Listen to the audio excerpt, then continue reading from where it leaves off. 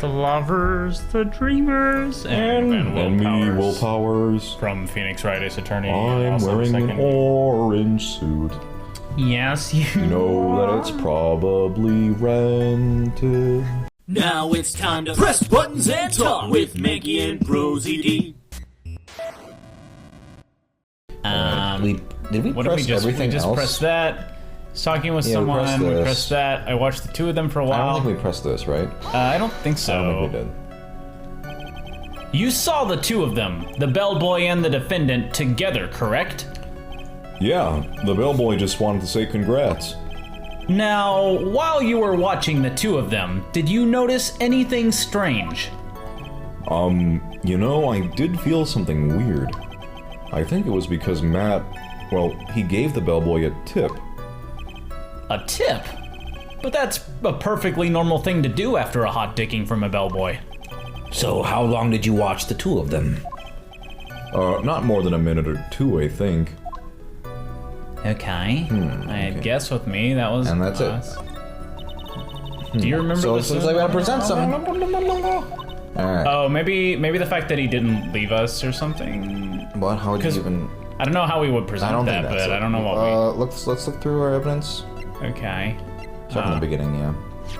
Nickel Samurai, that's just the Nickel Samurai, seems like the Nickels. What is it? The left? The Nickel Samurai? Is it this is the photo of him. Oh, okay. Oh, it might be related to Matt wearing the costume. That's what I'm thinking. I'm trying to think of what that seems like the Nickel Samurai is going to... Okay, that's after the post-ceremony. It's the camera, magazine clipping, map at the Gatewater Hotel. Nah, it won't help us.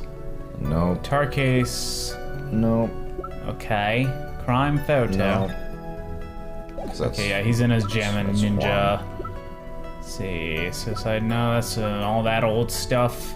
Okay. Strangled with the scarf, stabbed with a knife. It's that knife.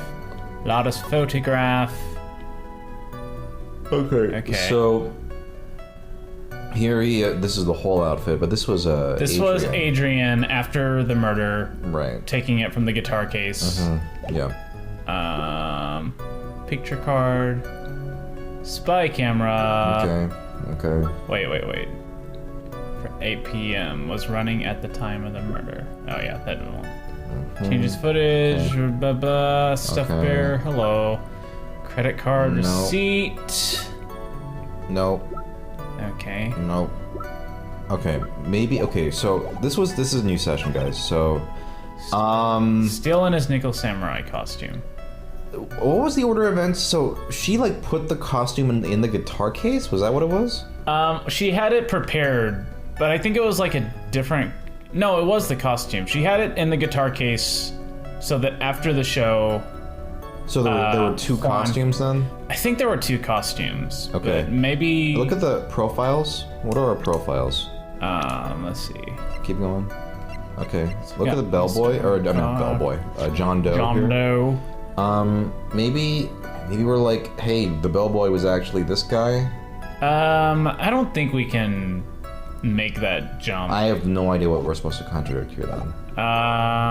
Because all I can think of is he's wearing the costume, and they're talking about the bellboy, right? Yeah. See, he was talking to someone. At first I thought it was the bellboy. Right. It's not. I mean, because we don't even like we don't know this guy's face. Like we've seen him before. But like, does Phoenix saw him in the bellboy outfit before, and then he saw him as the butler at the mansion. So maybe it's like. I guess we got full health, so we could try it. I have no other ideas. Yeah. No. Do we want to look it up already? This is fucking stupid. So you have to press the fourth statement first, then the third statement. So go back to the third statement. At first I thought it was the bellboy. Okay, 1, 2, 3. Fucking this. Wait, what? How does that make? What did we learn in the fourth statement? The tip thing. Whatever, you'll see. Oh, okay. At first, what do you mean by that? Oh yeah, I can't skip it. I think it was a normal bellboy. And why was that? Why did I think that, Mr. Wright? How am I supposed to know? Hey, wait a second. I pressed the fourth statement before. Okay. Actually, Mr. Powers, only a few minutes ago you stated. I did feel something weird. I think it was because Matt, he gave the bellboy a tip. Could it be that you felt something strange about the tip-giving incident itself? Ah, yeah, that's it. You really know your job. Well, until the rules change for no reason. Mr. Edgeworth, Yes, Your Honor. this bellboy, he wasn't an ordinary one, was he? Perhaps we should let the witness tell us. Very well. Mr. Powers, please amend your testimony. You mean about the bellboy, right? Okay. Anyway, Matt gave the bellboy a tip. press it. Okay. So he gave the bellboy a tip. What's so strange about that? Well, you see, Matt's not a poor penny pincher like me. Matt doesn't have any money. I was trying to figure out how much it was because the tip really shocked me. How much it was? But that's when something even more surprising happened. The bellboy was putting the tip he got in his pocket.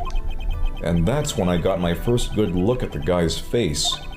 I was really shocked. I'm afraid I don't follow at all. It sounds like Mr. Powers was surprised twice by this event. I wonder which of his shocking moments I should ask I'd about. say the tip. Oh yeah. This is probably going to establish It's that like a big old tip. the defendant is a huge star. He can afford to give generous tips, wouldn't you agree? Sure. But giving him that much was maybe a little too much, I think. A little too much. Would you please clarify for the court? About how much would you say the defendant gave to the bellboy? Honestly, I don't know. I can't even begin to guess. And why is that? Because he gave the bellboy a really, really fat roll of cash.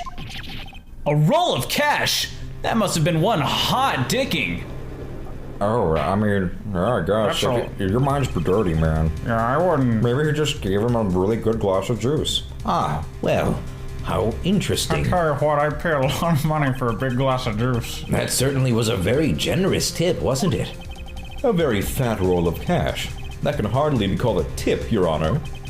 The judge is beginning to look awfully suspicious of us. Raise an objection? wait and see. Do we want to wait and see? Are we supposed to prolong it, or what would he? I don't know what the game wants from I don't know us. what we would object at this point. Yeah. I'd say just wait. Okay, see what happens. There's nothing I can really object to here. I mean, who can argue that a fat roll of money isn't really odd? Or Mia's gonna chime in like, you should object. So supposing that roll of cash was not a tip, then what was it? Payment, Your Honor. Just a little one. Payment? Was that a little hiccup? Yeah. Tisku, tisku, tisku. Isn't it obvious? For the murder of Mr. Juan Corrida. Then the bellboy the witness saw. Yes, he was the assassin. Whoa, like Assassin's Creed, the coolest game ever made. Yeah, only the first one though. The sequels suck. I don't agree with that. Oh, Why would the judge know? Does he? I love Assassin's Creed, Oh. especially Brotherhood. Hold your horses now. Mr. Edgeworth, you don't have any proof of this, do you? Have I ever been unprepared to support my claims, Your Honor? I have here the card Shelley the Killer left at the scene of at the scene of the crime. Where did he At leave? the scene of the crime. Shelley the Killer. He is the person the police's special investigations team has been chasing for ages. I am certain that the person the witness saw was this very assassin, Shelley the Killer. Really? Holy shit. What's wrong, Mr. Powers? No, nothing. Something just clicked in my head and I think I just figured something out. Oh? Actually, I saw that bellboy again later on that night. What? What? No, sir, what did you say? I couldn't hear him. was not listening. Mr. Powers, please testify. Tell us what you saw. Should take out my headphones, probably. Listening to the Grey's Anatomy soundtrack. Yes, sir. Right away. That's not the right voice. Yes, sir. Yes, sir. Right away. The second time. This time I was in that hallway because I had to go to the bathroom. And that's when that bellboy I saw earlier came out of the room. Of course, when I say room, I mean Juan Carita's room. Now that I think about it, that bellboy did seem kinda out of place. Yeah, so he had to be the assassin. I'm sure of it. I mean... Oh, I guess we'll press that. You mean... What? Oh, okay. Well, thank you very much. That is all we need for now. Huh? But I'm not done. There's still more. Oh, he got interrupto. Let us first establish that the bellboy was truly Mr. the Killer. Then we shall see. So the bellboy came out of the victim's room. And if that bellboy really was the assassin, then I think the answer is fairly obvious. That would be correct, Your Honor.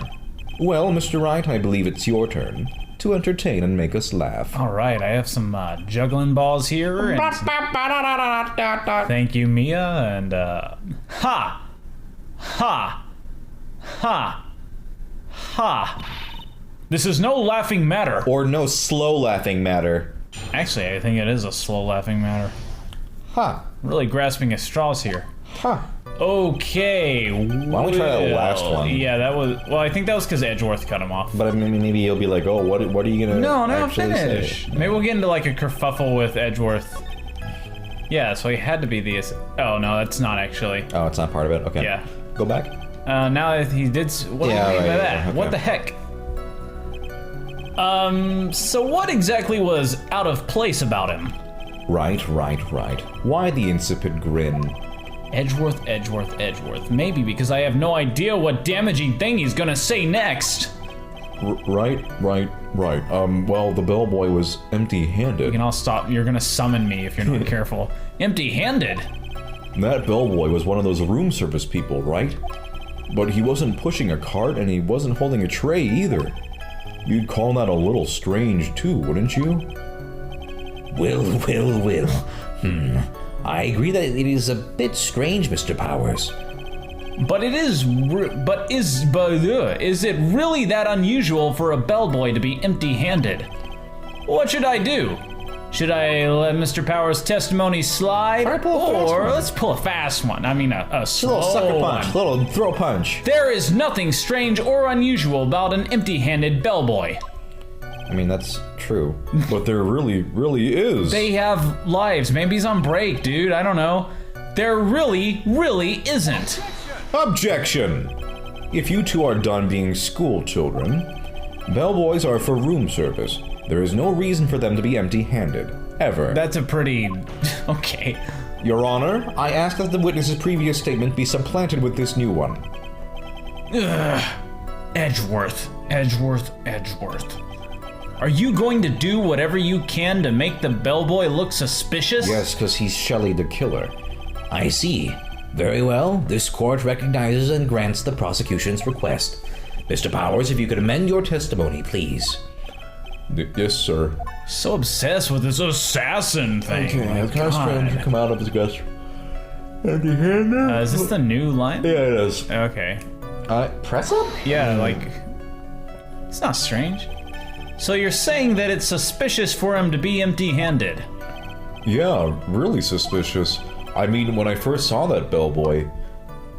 He had stuff. He was holding a tray in his hand. And there was a bottle of juice and a wine glass on it. Juice? What kind of juice was it? Delicious juice? I'm pretty sure it was tomato juice. If we could come up with some sort of reason as to why he would come out empty-handed, some sort of proof, then I think we can dodge the bullet on this one for now. Proof, huh? Sounds like another job for the court record. Or is this that the crime scene had the juice? I think so. I mean, I assume it's in the photo. Well, it's in one oh where yeah, he's it is dead. in the photo. Oh no, the tray's in there too, I think. Yes, the tray and the juice and Yeah. the glass, the whole smorgasbord. Mr. Powers, Yes? you're easily influenced by other people's words, aren't you? As soon as you heard the bellboy might have been the killer, you got caught up in believing it must be true. Typical ESFJ. But isn't he really suspicious? He's got all those stitches and... So, a baseball has stitches. Wow, you're really reaching here. Are you saying all baseballs are suspicious because they have stitches? Yes, that's exactly what he's saying. Gulp? Well, I love baseballs. I mean, what about him being empty-handed? I would like to ask the court to please take a look here. Everybody hunch over and take a look at this paper. Let's see. I can't see!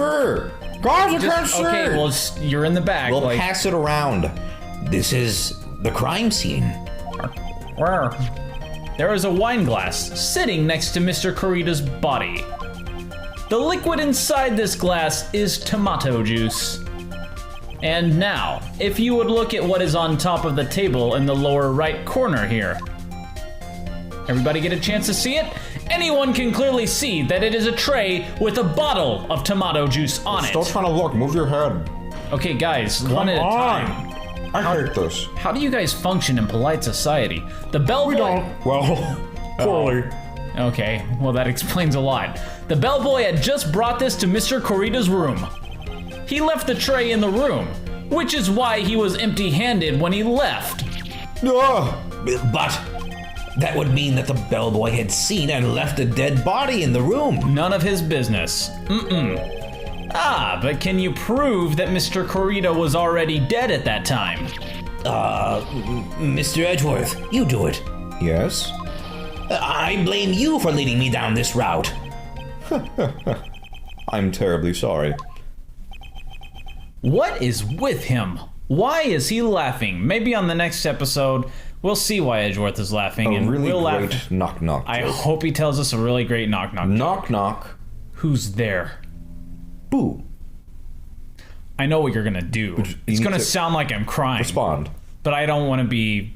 I don't want to look like a clown in front of the whole court. I don't get it. What is it? Just say it, bitch. Boo-hoo. Why are you crying? I'm not.